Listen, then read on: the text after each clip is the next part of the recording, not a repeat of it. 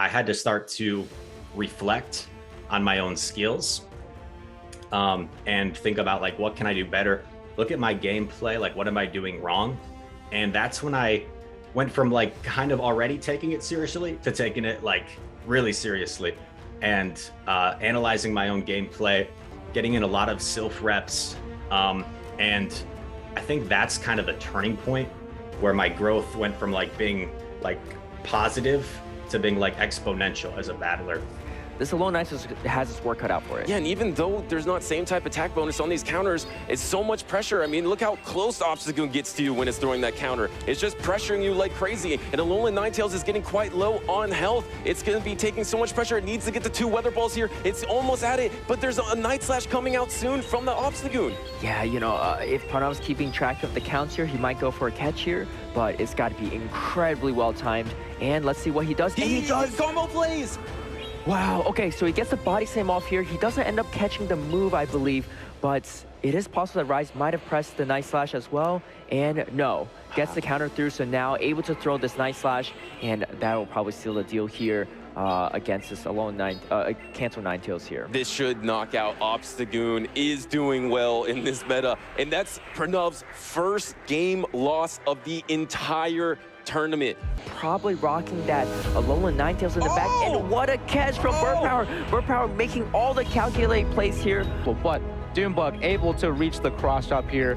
Like we said, Scrafty, great matchup against Obstagoon, but Doonebug having a cross drop of his own, and Scrafty taking super effective damage and fainting right there. Here comes the Zap Cannon, and this is going to do a lot of damage. Oh my goodness, it one-hit KOs that Politoed. And it looks like Jay Romsax is clapping, conceding potentially his match, because you still have the whole Altaria in the back, and it is enough. What a great performance from both competitors. I would expect a swap out after the Shadow Ball into the Registeel. The Shadow Ball goes through, it does a massive amount of damage. We'll see if the foul play, it's caught by the Registeel. It was not a CMP tie.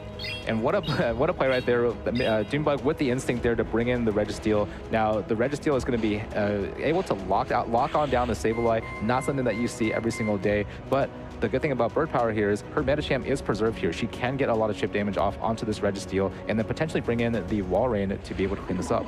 Oh, and we're seeing a bit of an interesting thing. It looks like Doonebug might have accidentally brought the wrong Registeel. The Registeel is 1357 CP. It is only single move. We're seeing a Focus Blast being used. And yeah, we see it, a 1300 CP Registeel. This one might be able to get countered all the way down, and unfortunately, I'm not sure how the rolling is going to be on stage here, but this Medicham will have 2 Ice Punches to throw at this Trevenant, and the Walrein might be able to come in and just clean things up. And once again, we saw a little bit of a strange scenario right there, having the 1300 CP Registeel. So, but once again, you know, with Medicham in there, I think it would not have made too much of a difference there if the energy was at 0 and neutral. So we'll see if there's any kind of comments here from our judges on the stage about that situation. But you know, what an incredible victory here by Birdpower13 here, being able to take the lead here to gain the alignment looks like to be the key over here in this match. Yes, being up 2-0 is a very comfortable position to be for Birdpower. She only needs 1 more win to get back into the battle here.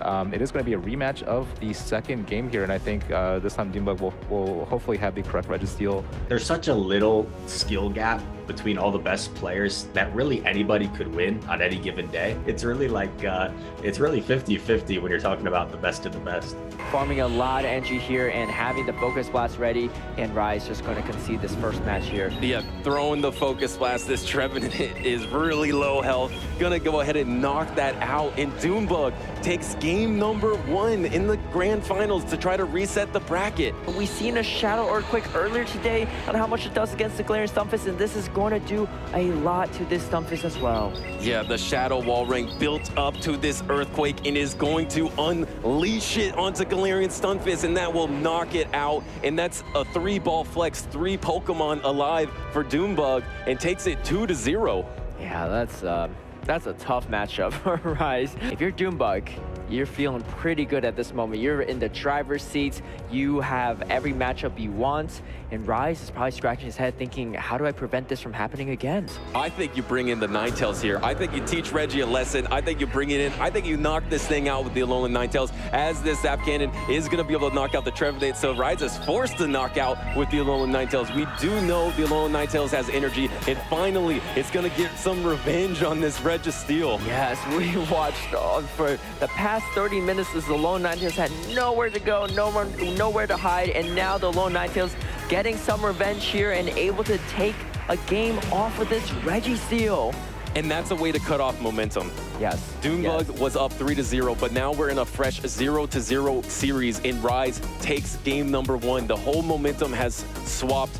The Swampert has to get the 2 Hydra Cannons before the Earthquake from the Galarian Stunfisk. I think it's going to become so close. They're both 1 mud shot away, it looks like, but the Swampert just always wins charge move priority. This looks like it's in Doonebug's favor. Yeah, this looks like they're going to tie exactly on charge move, and let's see what happens, and it's exactly what happens, just like you called it, and unfortunately, 1 mud shot difference there on the Galarian Stunfisk would have done it, but Doonebug able to come back from a very interesting match there too. All right, and here comes the Obstagoon, and it's countering down, and I think Reis understands and sees the writing on the wall is going to concede in this specific game. Yeah, this Night Slash is going to knock out Galarian Stunfisk. Once again, Doonebug kind of calling the team composition, winning leads, and taking it 2-1. So now 1 win away from being the champion. Yes, it is all on the line here. Reis needs to come back and win 2-0 to win this entire regionals. But Doonebug, 1 game away here, and you've got to be feeling pretty good if you're Doonebug right now. This Obstagoon does not have too much value for Doonebug anymore, so Reis feeling content with just letting the return go and saving the shield for the Trevenant. And here comes an Obstagoon, and wait, no. I think Reis brought the Obstagoon into the Obstagoon, expecting Doonebug to bring in the Trevenant right on spot. You can see Reis' switch timer is still up. Maybe knowing Doonebug's habits of swapping instantly, thinking he's tapping on his switch button, immediately called it out, and here comes the seed bombs into this Obstagoon. It should be able to take it no problem here, even though there is a protect shield remaining. You can get the 2 Night Slashes before the double seed bomb, I think. Yeah, and you know, this is only possible because Reis did not let that Trevenant get ahead on energy. What an incredible play, bringing in an Obstagoon against an Obstagoon there, understanding that Doonebug, like you said, was just going to swap straight to a Trevenant. If Doonebug just stayed in and got a few counters off against Reis' Obstagoon, things would look very different now. Yes, and throwing right on charge move priority to get there. But look, this is going to be on charge move priority once again, but the Azumarill is just so healthy in the back, right? So this is going to be able to knock out the Obstagoon, but we still have that Azumarill in the back. It's going to be hard to bubble down, though. I don't know if you can do it. You might have to take a seed bomb, but at least you're not worried about the Obstagoon energy. Yeah, I completely agree with you. And here comes the Obstagoon. It's going for a potential catch, but Reis just choosing to farm some extra energy here and do some extra bubbles. This is still going to take a few bubbles, though. Reis can't put himself in seed bomb range. He needs to knock out this Obstagoon before, and there's the boost. So you have to throw this Ice Beam immediately. You're out of seed bomb range as it is, and you're a bubble away from the next Ice Beam. I think Reis should be able to take this. Yeah, Doonebug actually has to go for Shadow Ball here to take this out, and you can see he's pushing for it, going for it, but no, the bubble is going to finish it off. And ladies and gentlemen, we have a Game 5 on our hands, the final possible game in the Grand Finals in the bracket reset here. He just needs to get the 2 seed bombs. Here comes 1 seed bomb. You got to expect a shield from Doonebug here. It is going to take KO this one for sure. No shields, putting everything on this Nidoqueen instead. And let's see how it's going to go. Nidoqueen does not have a fly health. My goodness, this is a fast move up, and it's a tie! We get a tie in Game 5 of the Grand Finals. And this Earth Power might be enough. This might knock out the Sableye here. Can it hold on? It cannot. It knocks it out. And this Azumarill needs to get to the Ice Beam, but it's far away. And the Poison Fang is coming through. And the problem is he has to get to an Ice Beam before the second Poison Fang of Nidoqueen. Yeah, this is going to be cutting real close. As you see, super effective Poison Fang is coming through, and these Poison Jabs are adding up. Here comes the Ice Beam, and the Ice Beam does come off, but we still have the Obstagoon here. And Obstagoon,